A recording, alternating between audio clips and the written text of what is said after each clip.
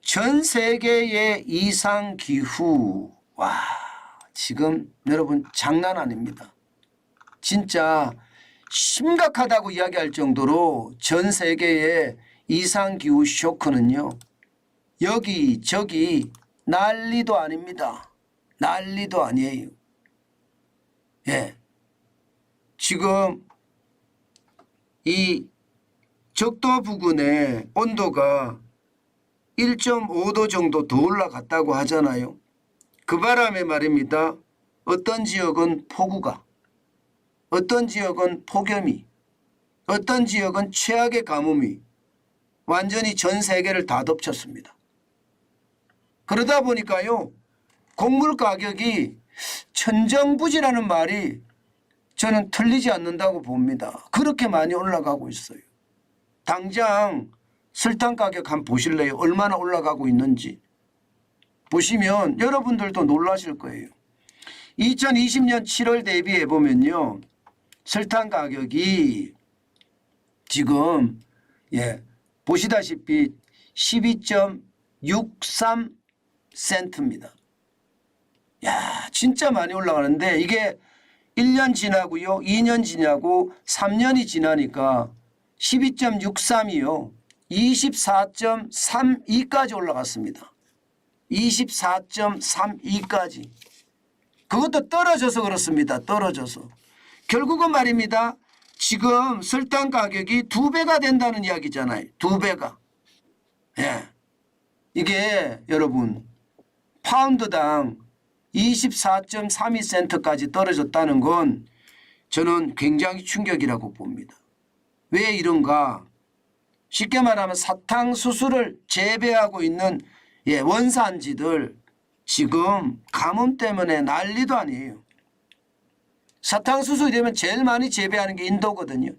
인도도 지금 가뭄 때문에 사탕수수밭이 엉망이 됐다고 이야기하고요.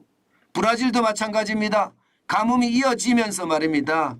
지금 상황이 굉장히 나쁘다고 이야기합니다. 나쁘다고. 지금 설탕만 이런 게 아닙니다. 카카오도 한번 보실래요? 카카오. 카카오는 어떻게 생각하면 충격이죠. 예.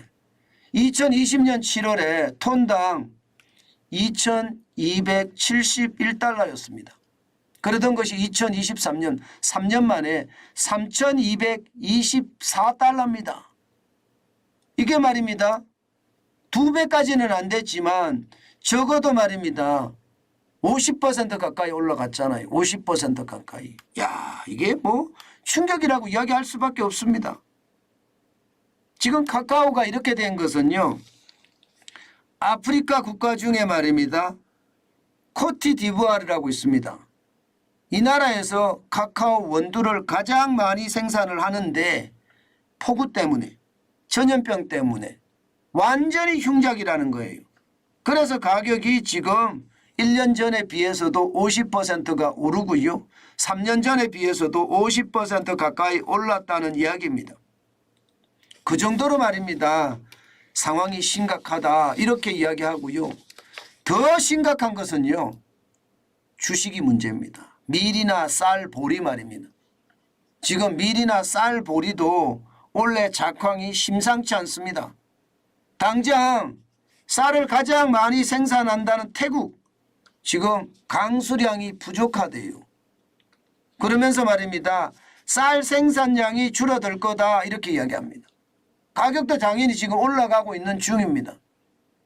3년 사이에 473달러 톤당, 여기에서 526달러까지 지금 올라갔으니까 많이 올라간 것은 아니지만 올라가는 수준이 점점 커진다 이렇게 이야기할 수가 있잖아요. 지금 지난해 말하고 비교해 보면요. 지난해 말하고 비교해 보면 여기도 20% 넘게 올랐습니다. 23.9% 태국쌀이 올랐다 이렇게 이야기하니까요.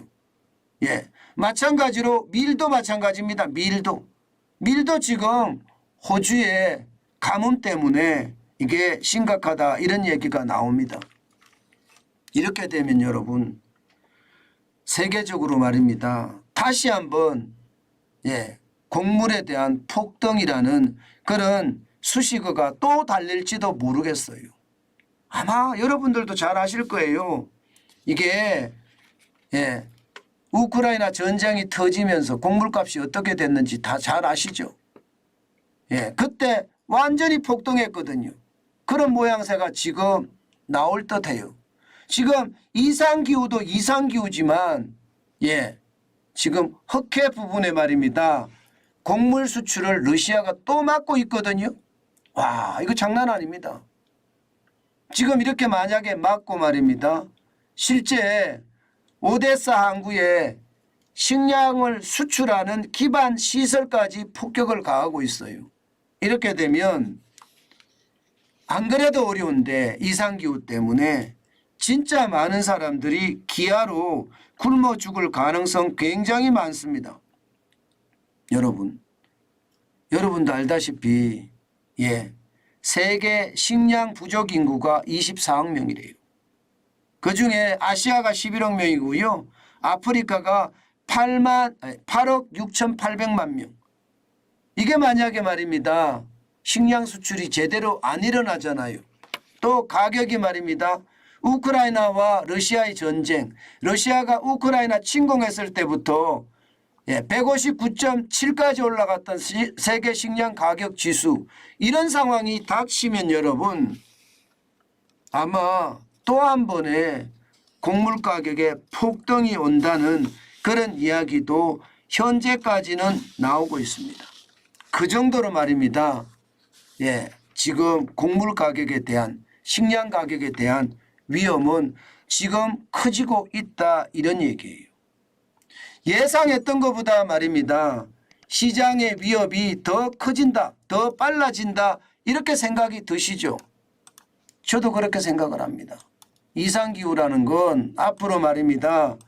전 세계 경제에 아주 주요 이슈가 될 것 같아요. 그 정도로 말입니다. 이상기후의 영향을 경제가 엄청나게 많이 받고 있기 때문입니다. 아마 이대로면요, 올해도 손실이 엄청날 거라는 거예요. 식량 쇼크까지 온다고 이야기하는데 경제 쇼크로 이어질 가능성도 굉장히 높아진다는 뜻입니다.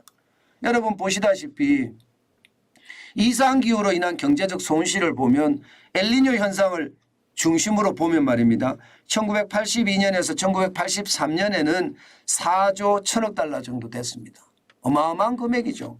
이게 적은 돈이 아닙니다. 적은 돈이 아니에요. 우리 돈으로 따졌을 때 이게 5,200조나 됩니다. 5,200조. 97년에서 98년에도 5조 7천억 달러면 더 올라갔습니다. 더 올라갔어요. 그러면 올해는 어떻게 될까요? 올해는 5조 7천억 달러가 아니라 더 많은 금액으로 올라갈 수도 있지요. 이렇게 됐을 때 여러분 결국 이상기후가 식량 위기를 몰고 오고요.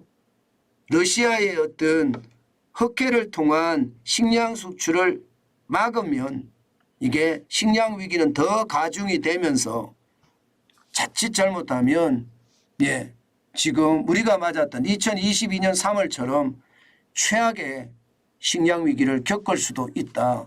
이것이 저는 현실이라고 생각이 됩니다. 그만큼 말입니다. 이게 상황이 점점 어려워진다는 그런 생각을 할 수밖에 없습니다.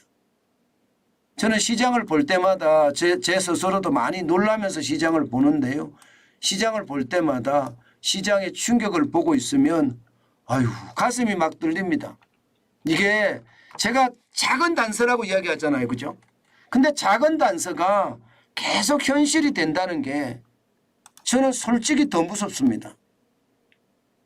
작은 단서가 그냥 정책적인 어떤 방법으로 이게 사그라들면 다행인데 이게 그렇지 않고요. 오히려 그 작은 단서가 더 커진다니까요.